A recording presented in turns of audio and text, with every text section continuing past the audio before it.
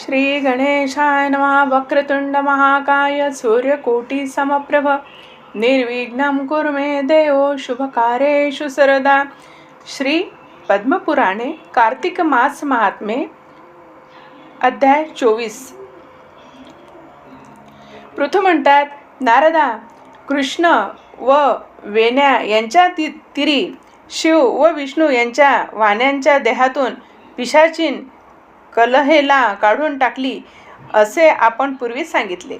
तर हे धर्मज्ञा, हा प्रभाव त्या नद्यांचा की त्या क्षेत्रांचे सामर्थ्य हे आपण मला सांगा, कारण मला त्या सामर्थ्याचा मोठा चमत्कार वाटला.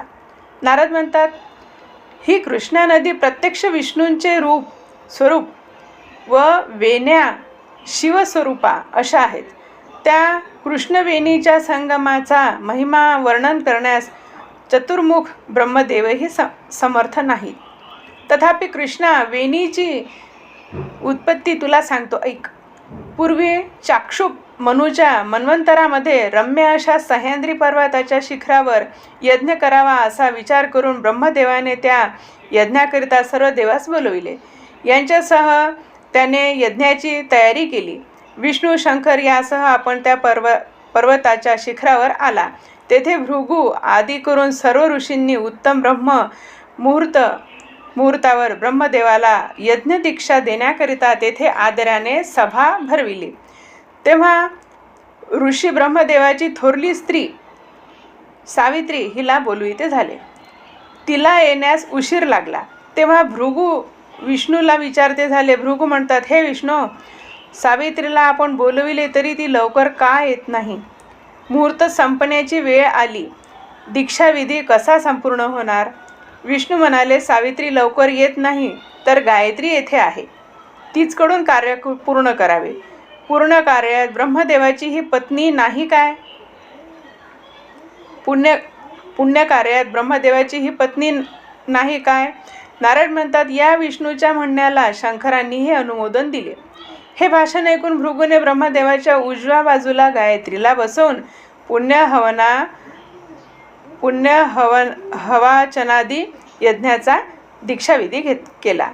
हे राजा, ब्रह्मदेवाचे दीक्षाविधीचे काम ऋषी चालवित आहेत. इतक्यात त्या यज्ञस्थळाला सावित्री आली.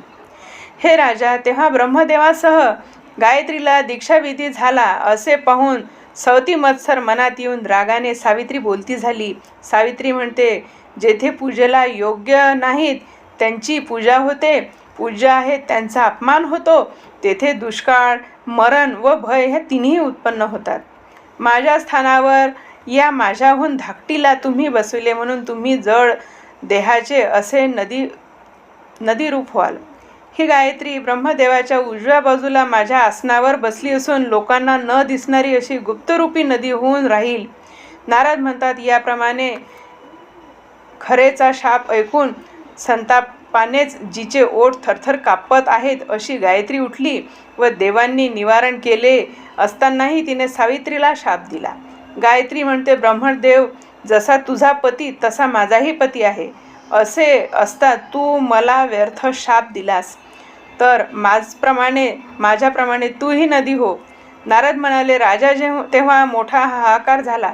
शंकर, विष्णू आदी करून सर्व देव सावित्रीला नमस्कार करून तिची विनंती करू लागले. देव म्हणाले, हे देवी, ब्रह्मादिक सर्व देवांना तू शाप दिलास की आम्ही आता सर्व जड अशा नद्या हो. परंतु आम्ही जड नद्या झालो तर त्या योगाने आमचे व्यवहार बंद राहून हे त्रैलोक्य खरोखर नाश पावेल. तू फार अविचाराने शाप दिलास, शापाचे निवारण कर. सावित्री म्हणाली, हे देव हो, तुम्ही यज्ञाच्या आरंभी गणपती पूजन केले नाही म्हणून माझ्या क्रोधापासून विघ्न उत्पन्न झाले असे वाटते. आता माझे भाषण कधीही खोटे होऊ शकणार नाही. म्हणून हे देव हो, तुम्ही आता अंशरूपाने नद्या व्हा व आम्ही दोघी सवती पश्चिमेकडे वाहणाऱ्या अशा अंशरूपानेच नद्या हो. नारद म्हणाले, हे राजा, असे तिचे भाषण ऐकून त्या काली ब्रह्मा, विष्णू व शंकर हे आपापल्या अंशाने नद्या झाले. त्या नद्यात विष्णू कृष्णा नदी, शंकर वेण्या नदी व ब्रह्मदेव ककुद्यती म्हणजेच कोयना नदी याप्रमाणे पृथक पृथक अंशाने नदीरूप झाले. सर्व देवही आपापल्या अंशाने सह्याद्री शिखरावरून निरनिराळ्या लहान लहान नद्या झाले. देवाचे अंश ते पूर्वेकडे वाहणाऱ्या नद्या व त्यांच्या स्त्रियांचे अंश त्या पश्चिमेकडे वाहणाऱ्या नद्या असे शेकडो उदक प्रवाह निर्माण झाले. गायत्री व सावित्री ह्या जोडीने पश्चिमेकडे एक प्रवाहाने वाहणाऱ्या या नद्या झाल्या व त्या एकत्र असल्या कारणाने सावित्री हे एकच नाव पावल्या. ब्रह्मदेवाने यज्ञाचे वेळी येथे विष्णू व शंकरांची स्थापना केली. ते तेथे महाबळेश्वर व अतिबळेश्वर या नावाने प्रसिद्ध झाले, ज्यामध्ये सर्व ब्रह्मादी देव आपापल्या अंशाने राहतात. त्यातील कृष्णा व वेण्या ह्या दोन्ही नद्यांचे महात्म्य वर्णन करण्यास मी समर्थ नाही. हे पाप हरण करणारे कृष्णवेणीचे महात्म्य जो भक्तीने श्रवण करील किंवा दुसऱ्याला श्रवण करविल त्या मनुष्याला त्यांचे दर्शन, स्नान व यात्रा केल्याचे संपूर्ण पुण्यफळ प्राप्त होईल. इति श्री पद्मपुराणे कार्तिक मास महात्म्ये चतुर्विंशोऽध्याय. नमः. श्रीकृष्णार्पणमस्तु.